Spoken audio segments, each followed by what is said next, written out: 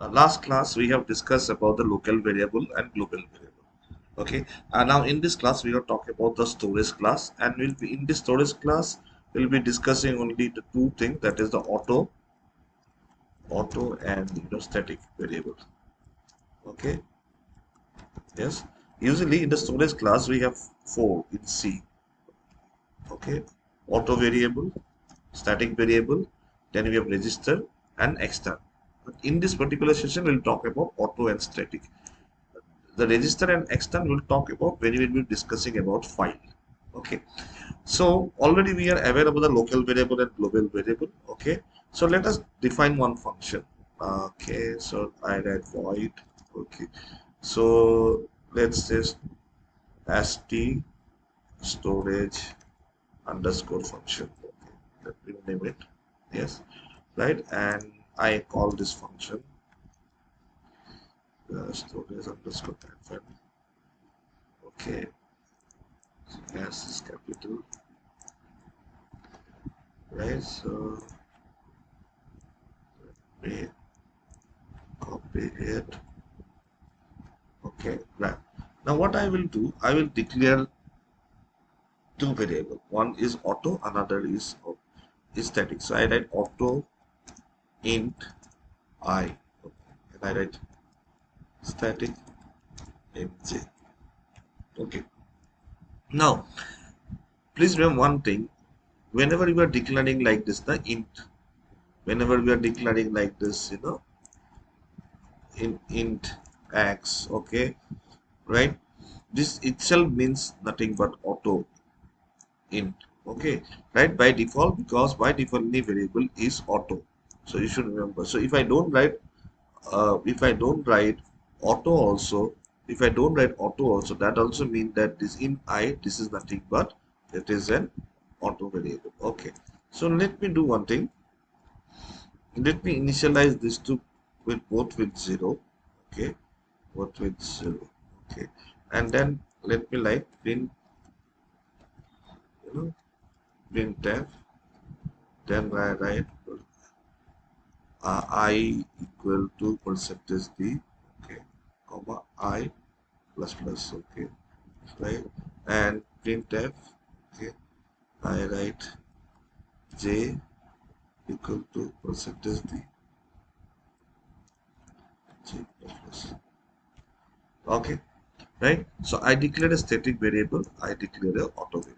Okay, I have not told you any difference till now. I will just tell you, just you see the first execution of the program, then you will come to know. Okay, so now when I execute it, okay, I gave the first function call. Okay, declaration of I is not declared in the scope. Okay, so that means I should not put it auto. By default it is been taking, so I write it. Okay, great. So let me do it. Yes. Okay, let me put one thing here, slash n, slash n, and slash n. Okay, yes, fine. So let me save it. Okay, so I have j equal to 0, I equal to 0, and j equal to 0. Okay, so one particular function call I have made. Fine. So now one particular function we have seen, the value of I is also 0, j is also 0. Okay, let us again call this function once more. Okay, I save it, then I write. So the interesting fact we have seen that I is equal to 0, j is equal to, after function first function call, second function I equal to 0 but j is equal to 1. Okay, so what has happened? So during the function first call, I is 0. Okay, then if it has been printed 0, then I is incremented to 1. Okay, now j also is printed to 0, j is incremented to 1. Now when it again the function call has come, I has been initial to 0, again it has become 0, again I has been incremented to 1. But in the second particular function call, the static value, that is j equal to 1, still remains. still remains. As a result, what is happening is j is has been put as 1, okay, and then it is put increment, it is not put it as 0. Okay, so what we have seen that in the in difference between the static variable and auto variable is that auto variable, after execution of the function, it dies, but the static variable, okay, it still remains.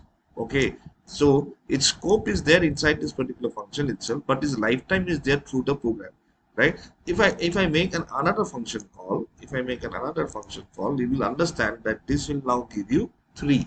See, sorry, j will given you 2.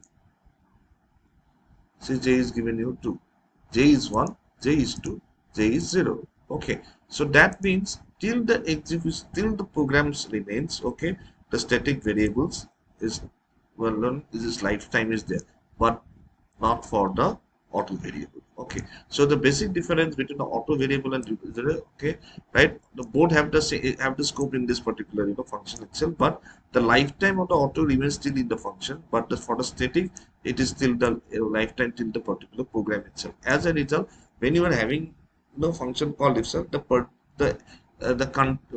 value of the j is still static variable still is remains, okay, and it is incrementing, and we are seeing from 0, then 1, then 2. Okay, so I hope now your auto and static variable, mostly static and auto variable is clear. Your local variable and global variable is clear. Okay, so now we can come to the pointer to the function in the part 2, where we will going to see that the function will be returning certain address itself. Okay.